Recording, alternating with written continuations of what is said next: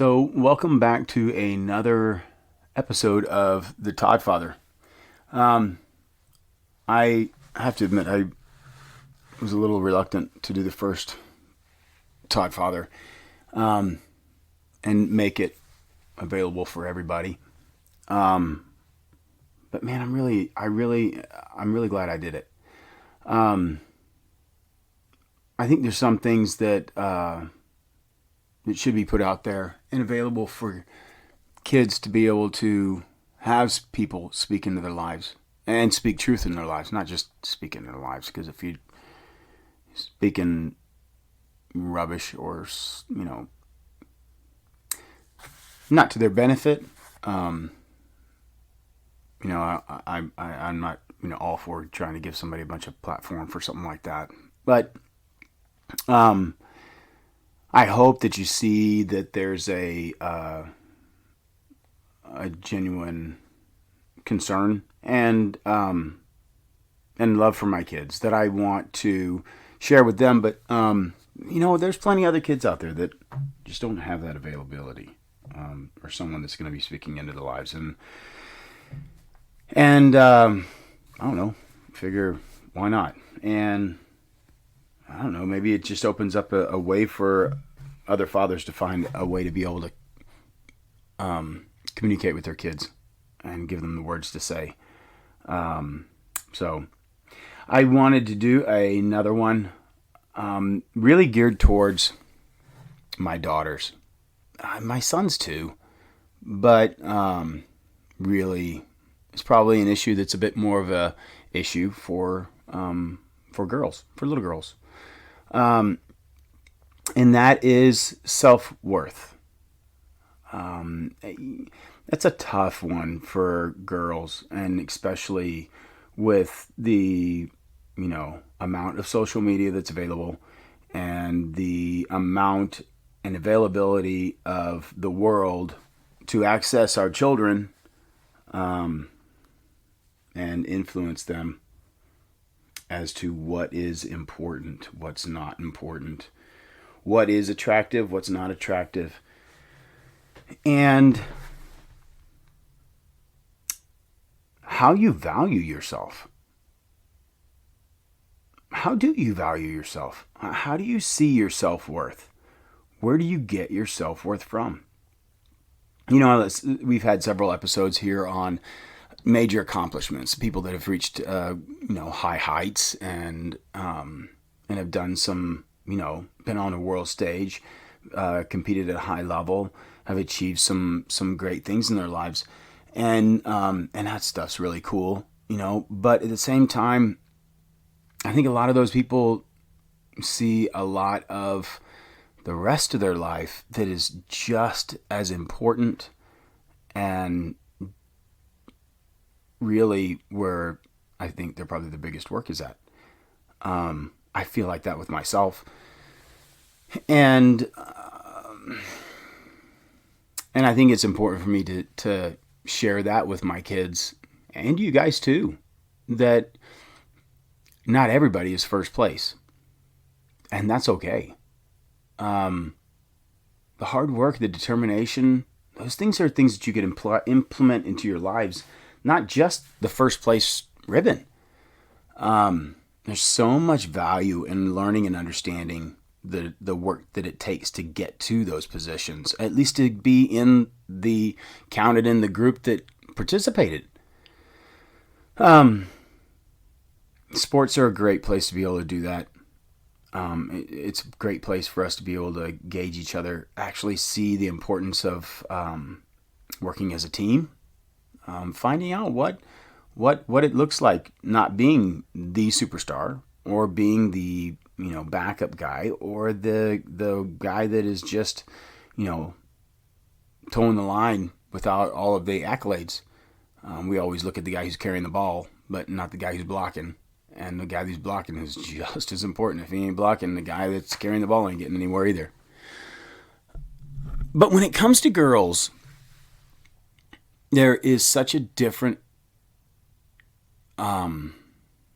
emphasis put on value, because they see themselves Pretty is certainly something that they, is one of their values. And a lot of that is dictated how pretty and how attractive and what is cool and how many people like me. We see them finding their value in those things. And I think it's important to understand where to get your value from. Who has the authority to put a value on you? You're giving other girls, other family members, a boyfriend, a lot of other different people the ability to say what your value and what your worth is. Kind of funny, but a lesson in economics. This is something that a really good friend of mine gave as a presentation to some junior high kids. I thought was really an impactful way to look at the how values are put on things. So if I have a candy bar, who is it that gets to that gets to put the price on the candy bar or the soda or Starbucks coffee?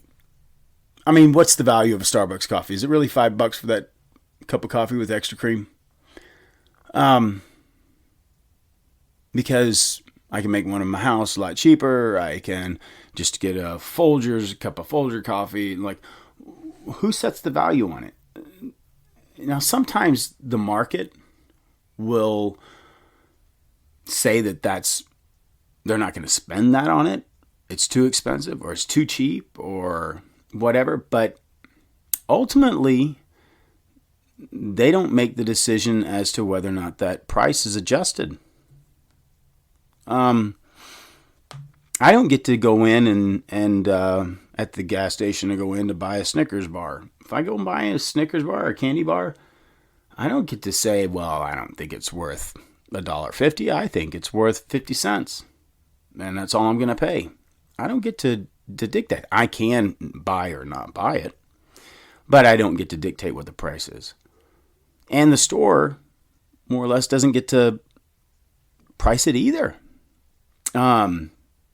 They can change their profit margins or they can do different, but they are not going to set the value of that. The one who sets the value of that candy bar or that coffee is the one who made it.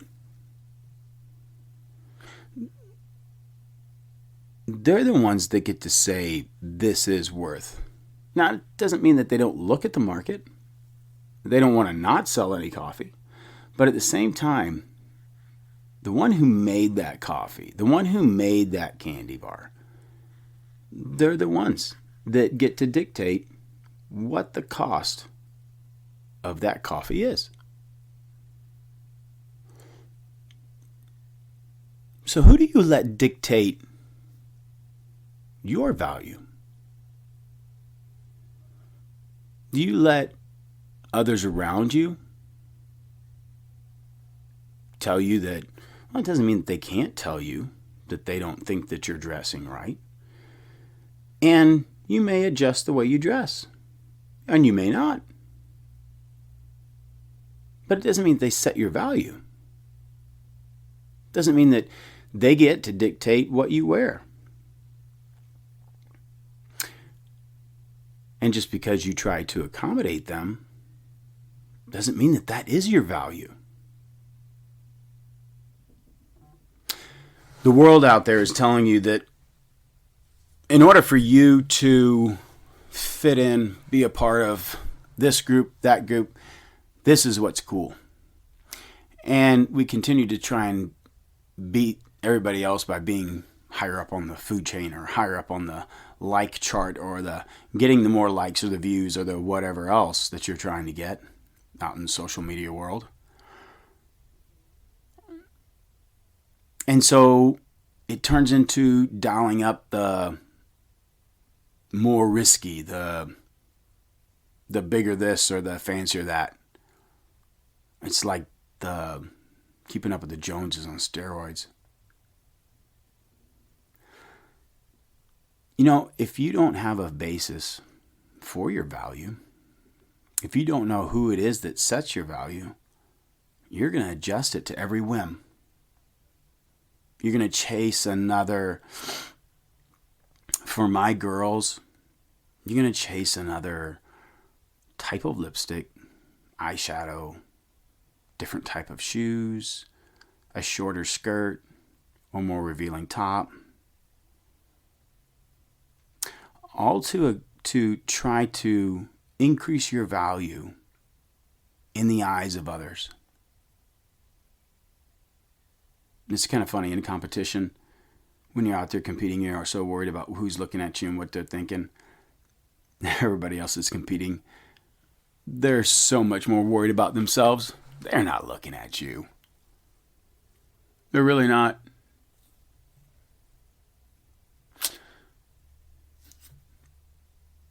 And in this world right now, everything is so flippant. Everything is so quick and easy.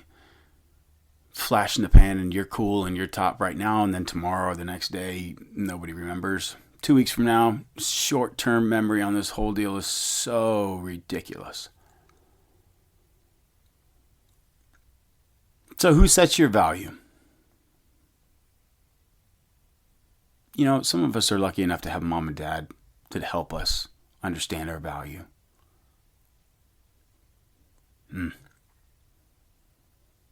Man, I really want my daughters to know that,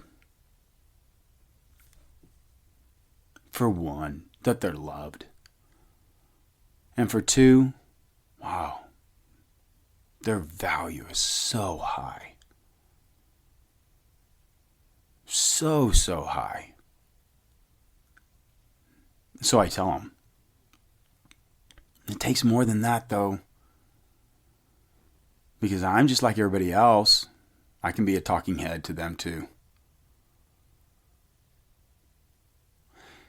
Your Creator is the one who sets your value. The one who made you. The one who knew you before the creation of the earth. Knows the number of hairs on your head. He sets that value. What does he say? What does he say about that value? Man. He values you so much. He calls you beloved.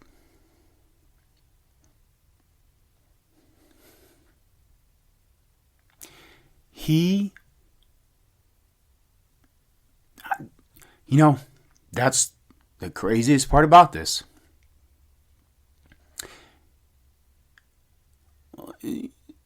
A leadership that's unbelievable is a sacrificial leadership. Why do we look at these guys in the military with such awe and reverence? Because they lead, not just because they got more stripes and a bigger, bird on their epaulette, or because they've got bigger bars on their epaulette, or what their rank is, or whatever else. It's the one who is willing to sacrifice everything for others. And you don't sacrifice everything for something that has no value. I'm not throwing myself in front of imminent danger for your car. It doesn't have that kind of intrinsic value.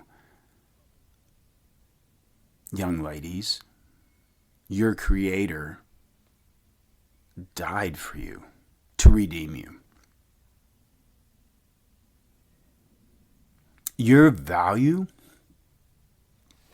he not only calls you beloved, he calls you his child.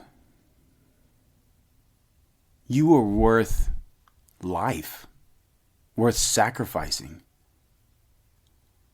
You know, my little girl, my youngest, she asked me one time, and it's because we were talking about God and creation and all that kind of stuff. And she says, you know, of all the things that have gone through and happened, you know, why did he go through all that and do all that? What's the purpose in all of that? Man, that was a hard one. I mean, really, that's a hard question to answer. I don't know everything. And my answer, it wasn't my answer. I'm I'm not smart enough to come up with really good answers on some of this stuff. You know, I feel like I allow my Father in heaven to lead me. And so when she asked me that, why did he go all through all of that? When he knew that all of those things were going to happen, and once again, you know, mankind was going to fail him again and again and again and again and again. Why is he going through all of that? And my answer was, well, he knew you before the creation of everything. If he knew you before the creation of everything, he knew that he had to go through all of that to get to Dabney.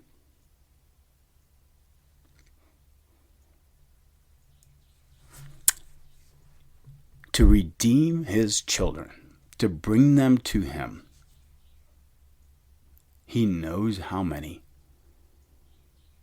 And he had to go through all of that mess, and he was willing to do it, and it was worth it to get to you.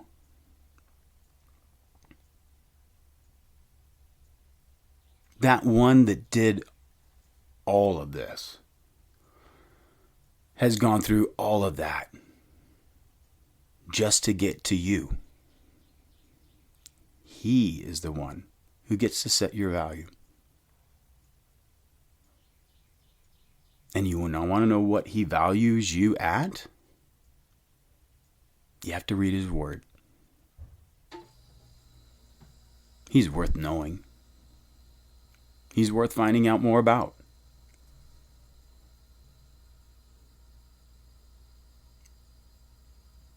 I don't know if that was a good answer or not. I think it was.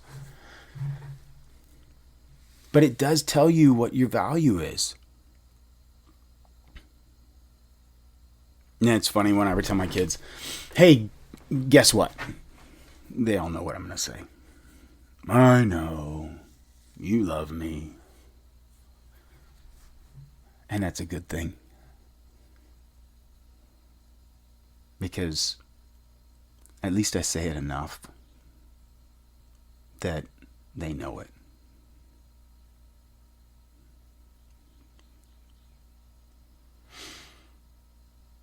No one else gets to set your value but the one who made you.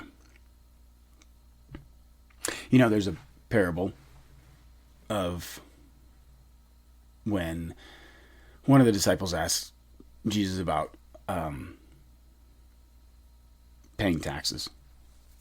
And there was a commentary that Robbie Zacharias had said once, and I think it was just such an unbelievably good commentary.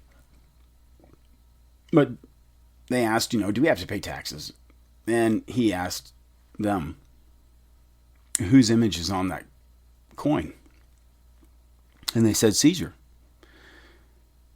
And he said, well, then give to Caesar what is Caesar's. And give to God what is God's. And the commentary was that he had wished that he had followed up with, the coin has the image of Caesar. Whose image do you bear?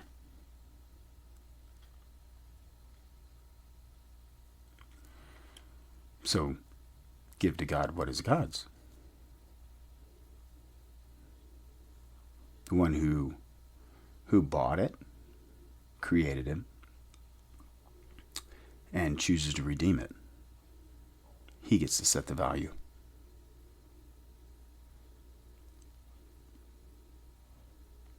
And his value is pretty darn high.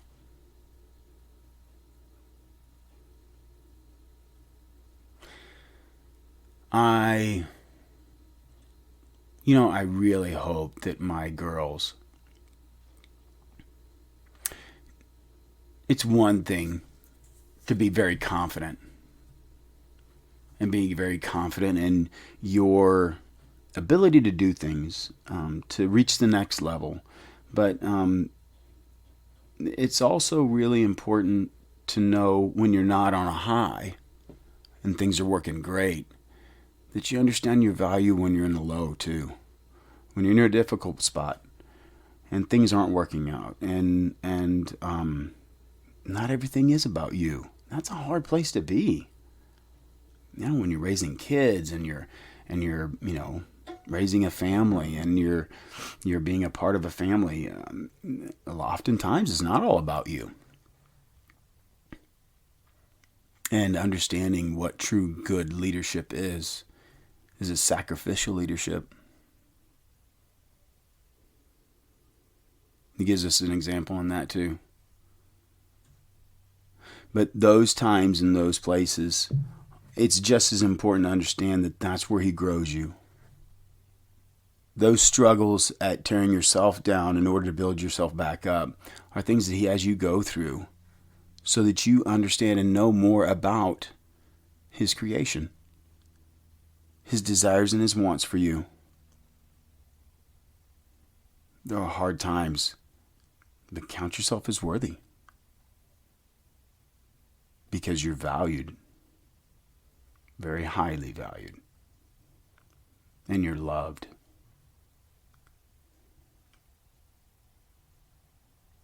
Not an ordinary love, an unbelievably sacrificial love.